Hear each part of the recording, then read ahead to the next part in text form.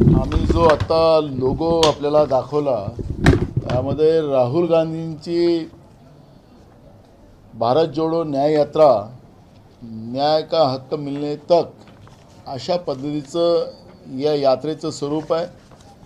जवळपास ही यात्रा मणिपूर ते मुंबई 6713 किलोमीटर ही यात्रा चालणार आहे। जवळपास 66 दिवसामध्ये ही यात्रा पूर्ण केली जाणार आहे आणि मणिपूर ते मुंबई असं जवळपास 110 जिल्हे याच्यामध्ये कव्हर केले जाणार आहेत। त्याच्यातला महाराष्ट्रातला भाग जो आहे तो आहे 6 जिल्ह्यामधून ही यात्रा जाणार आहे। त्याच्यामध्ये 5 दिवसाची यात्रा महाराष्ट्रात राहणार आणि जवळपास 479 किलोमीटर ही यात्रा राहुल गांधींच्या नेतृत्वामध्ये महाराष्ट्रामध्ये ही चालणार आहे। त्यामुळे ही यात्रा भारत जोडो यात्रेसारखीच या न्याय यात्रेला सुद्धा त्याच्यापेक्षा जास्त प्रतिसाद मिळेल आणि त्या पद्धतीचं काम आम्ही सुरू केलेलं आहे। कारण की याच्यातले जे विषय जे महत्त्वाचे आहेत, कारण की राहुल गांधीजींनी भारत जोडो याच्यासाठी केलं होतं की जे केंद्रातलं आणि भाजप प्रणित जे सरकारी ज्या राज्यात आहे धर्माच्या आधारावर लोकांना तोडो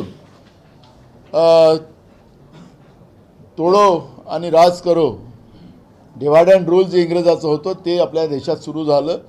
लोकांमध्ये जे भयभीतपणा आलेला होता, लोकांमध्ये भीती निर्माण झालेली होती, म्हणून कन्याकुमारी ते काश्मीर ही जवळपास 4000 किलोमीटरची यात्रा राहुलजींनी करून डरो मतचा संदेश त्या यात्रेच्या माध्यमातून दिला आणि त्या यात्रेमधून मोठ्या प्रमाणात प्रतिसाद काँग्रेसला मिळालेला आहे, आपल्याला सगळ्यांना माहिती आहे। पण जे आज आपण पाहतोय की देशामध्ये जी काही परिस्थिती आता निर्माण झालेली आहे, 4 दिवसाच्या पहिले जे आकडेवारी आली की या देशातल्या 70 कोटी लोकांना 180 रुपयापर्यंतच त्यांचं इन्कम त्याच्या आतच येत आहे, असं 70 कोटी लोकांचं अशा पद्धतीचं एक आढावा आणि जी काही माहिती आता आलेली आहे ती तशी आहे। या देशातल्या लोकांना 70 कोटी लोकांना समजा म्हणजे आज त्यांच्या मिनिमम वेजेसच्या याच्यामध्ये ते लोक नसतील तर भारतातली आर्थिक परिस्थिती काय झालेली असेल हा प्रश्न आज सगळ्यांच्या समोर निर्माण झालेला आहे। त्याच्यामुळे बेरोजगार युवकांचा प्रश्न आहे, शेतकऱ्यांचा प्रश्न आहे, महागाईच्या याच्यामध्ये ज्या पद्धतीनं सर्वसामान्याला लुटून मूठभर लोकांना कसा फायदा दिला जाईल, मित्रांना फायदा कसा दिला जाईल आणि त्याच्यामुळे आर्थिक जे विषमता जी निर्माण झालेली आहे आणि लोकांमध्ये जे काही आज भय निर्माण झालेला आहे की आमचं काय होणार, आमचं आयुष्य कसं जगणार, आमचा परिवार कसा आता पुढच्या काळात पुढे जाणार। मग शिक्षणाच्या दृष्टिकोनातले प्रश्न असतील, नोकऱ्यांचे प्रश्न असतील, शेतकऱ्यांचे प्रश्न असतील। महाराष्ट्रासारख्या जे आमचं महाराष्ट्र ते नावाप्रमाणेच महाराष्ट्र होतं, पण आज महाराष्ट्रामध्ये शेतकरी 12 महिने आंदोलन करताना आपण पाहतो आहे। त्याच्यामुळे या यात्रेतला जो मुख्य मुद्दा जो आहे की या देशातल्या प्रत्येक लोकांना आर्थिक प्रवाहात आणणं, सामाजिक प्रवाहात आणणं, शैक्षणिक प्रवाहात आणणं हा पहिला मुद्दा त्याच्यामधला आहे। सामाजिक न्यायामधला आपण पाहतो आहे की आज शेड्यूल कास्ट असेल, शेड्यूल ट्राईब असेल, ओबीसी असेल, या सगळ्या वर्गांना, वंचित वर्गांना त्यांच्या अधिकारापासून वंचित करण्याचं पाप भाजप प्रणित सरकारने जे सुरू केलेलं आहे केंद्राच्या, आपण महाराष्ट्रासारख्या राज्यात पाहिलं तर शेड्यूल कास्ट, शेड्यूल ट्राईब आणि ओबीसीच्या मुलांची स्कॉलरशिपसुद्धा, भटक्या विमुक्त जातीच्या मुलामुलींची स्कॉलरशिप 5-5 वर्षापासून मिळत नाही, शिक्षणापासून त्यांना वंचित केलं जाते आहे, नोकऱ्यांपासून वंचित केलं। रोज पेपर फुटीच्या बातम्या येतात आहेत। पटवारी भरतीमध्ये काय घोळ झाला तो आपण पाहतो आहे। म्हणजे व्यापम घोटाळा जो मध्य प्रदेशचा होता त्याच्यापेक्षा घोटाळे नोकऱ्यांच्या नावानं महाराष्ट्रात होत आहे, अनेकांचा जीव त्याच्यात जात आहे, आर्थिक त्यांना लुटलं जात आहे, अशी परिस्थिती आज महाराष्ट्रामध्ये आहे। आणि सामाजिक न्यायाचं जे काही प्रक्रिया आपल्याला संविधानामध्ये जे डॉक्टर बाबासाहेब आंबेडकरांनी दिलेलं आहे आणि महाराष्ट्र आपण ज्या राज्यात आहोत त्या राज्यामध्ये शाहू फुले आंबेडकरांचा विचारसरणीला, सामाजिक न्याय व्यवस्थेला, त्या विचाराला संपवण्याचं काम जे BJPनं सुरू केलेलं आहे त्या व्यवस्थेलाही सुद्धा ताकद देण्याचं या यात्रेच्या मागचा राहुल गांधींचा उद्देश आहे. राजनीतिक न्यायाच्या बद्दलचं आत्ताच रमेश चंडीथले साहेबांनी सांगितलं की काल जो निर्णय विधानसभा अध्यक्षांनी दिला तो लोकशाहीचा गळा कापणारा झाला, लोकशाही संपुष्टात आणण्याचा केला. आम्ही बोललोही पण एक स्क्रिप्ट तयार करून आली केंद्राच्या सत्तेच्या माध्यमातून गुजरात मॉडेलची, आणि त्याच्या माध्यमातून लोकशाहीच्या व्यवस्थेला आता आपण पाहतो तो कालपर्यंत भाजप कुठले नगरसेवक घेऊन पळायचे, मग आमदार घेऊन पळत होते, मग खासदार घेऊन पळालेत, आता तो पक्षच घेऊन पळालेत. म्हणजे या पद्धतीची जी काही परिस्थिती आज लोकशाहीमध्ये, जे पक्ष त्यांचे कार्यकर्ते आपले प्रतिनिधी निवडून आणतात त्या भागाच्या लोकांना न्याय देण्यासाठी आणतात, पण भाजपनी आज आपण राजनीतिक दृष्टिकोनातून पाहिलं तर लोकशाही राजनीतिक व्यवस्थेतली संपवण्याचं काम भाजप करते आहे. आणि त्याचा निर्णय काल जे नार्वेकरांनी दिला, विधानसभा अध्यक्षांनी दिला, तो खऱ्या अर्थानं संविधानिक म्हणजे शेड्यूल 10 हा जो आपला आहे पक्षांतर विरोधी कायदा, त्या कायद्यामध्ये जी कारवाई करायची भूमिका त्याच्यात स्पष्टता दिलेली आहे. माननीय सुप्रीम कोर्टाने जे निर्देश दिलेले होते, एकदा नाही तीनदा फटकारलं विधानसभा अध्यक्षाला, पण ते फटकारून सुद्धा ते स्क्रिप्ट जी आली ते स्क्रिप्टच त्या ठिकाणी वाचण्यात गेली. म्हणजे यांना ना न्यायालयाची भूमिका मान्य आहे ना संविधानातली भूमिका मान्य आहे. आणि म्हणून राजनीतिक न्याय, स्वतंत्रता, ममता आणि या सगळ्या याची गरिमा आणि त्याचा आदर्श हे या देशामध्ये राहिलं पाहिजे.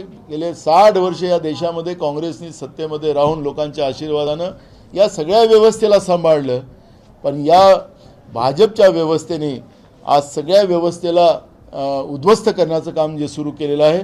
आणि म्हणून या यात्रेचे जे 3 मुद्दे जे आहेत, आर्थिक न्याय, सामाजिक न्याय आणि राजनीतिक न्याय, असे 3 मुद्दे घेऊन आदरणीय राहुल गांधीजी हे मणिपूर ते मुंबई अशी ही जवळपास 6,713 किलोमीटरची यात्रा करतात आहेत. महाराष्ट्र त्याच्यासाठी सज्ज आहे. राहुलजींच्या यात्रेला मोठ्या प्रमाणात प्रतिसाद महाराष्ट्रामध्ये मिळेल आणि त्याला काही शंका आपल्या मनामध्ये कोणाच्या राहण्याचं कारण नाही. आणि महाराष्ट्रातूनच एक मेसेज पूर्ण देशामध्ये या ठिकाणी जाणार आहे आणि त्याच्या तयारीला आम्ही लागलेलो आहोत. काही प्रश्न असतील तुम्ही विचारा. हां,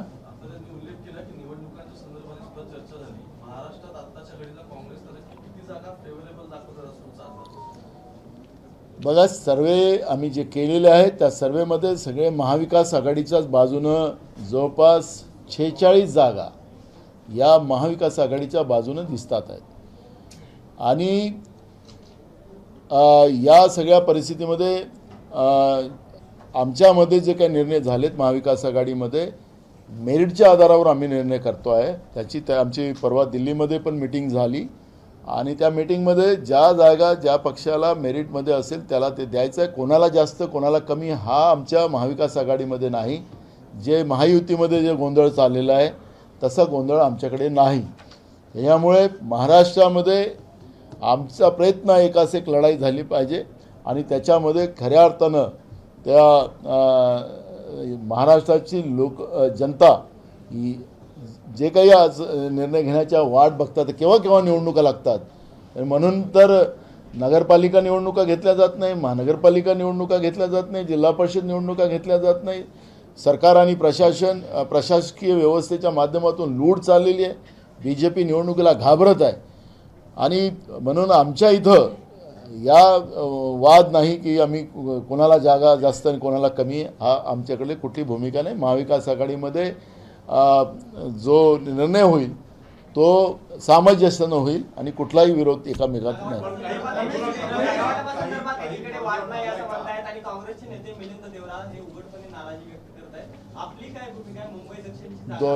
मला मुद्दा असा आहे की खाली कार्यकर्त्यांना त्या भागातल्या अनेक वर्ष काम करणाऱ्या लोकांना भावना आहे की ती जागा सुटली पाहिजे, त्यांचं आपलं मत मांडण्याचा अधिकार आहे. शिवसेनेमध्ये मांडला जातं, पण उद्धव ठाकरे साहेब असतील की शरद पवार साहेब असतील की आमच्याकडून आम्ही काही बोललो का त्याच्यामध्ये. आणि त्याच्यामुळे आमचं मिलिंद देवरा जे काही बोलले ते त्यांनी त्यांचं ते अनेक वर्षाची जागा ती काँग्रेसकडे होती, ती जागा काँग्रेसला मिळावी ही मागणी केलेली आहे। यामुळे वरच्या पातळीचे जे निर्णय आहेत आमच्या जे भागातले लोक आहेत ते तर त्यांना वाटेल की ही जागा सुटली पाहिजे, त्याच्यामध्ये काय गैर काय त्याच्यात।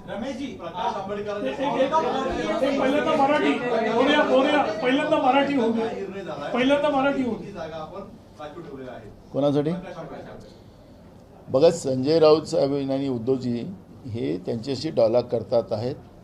त्यांनी जे काही आमच्याकडे प्रस्ताव मांडलेला आहे, आमची सकारात्मक भूमिका काँग्रेसची आहे आणि ते त्यांच्या पातळीवर चर्चा चालू आहे। त्याच्यामुळे योग्य आपल्याला थोड्याच दिवसात, काही जास्त काळ नाही, 15-20 दिवसामध्ये या सगळ्या गोष्टी आपल्याला क्लिअर होतील। एबीपी माझा, उघडा डोळे बघा नीट।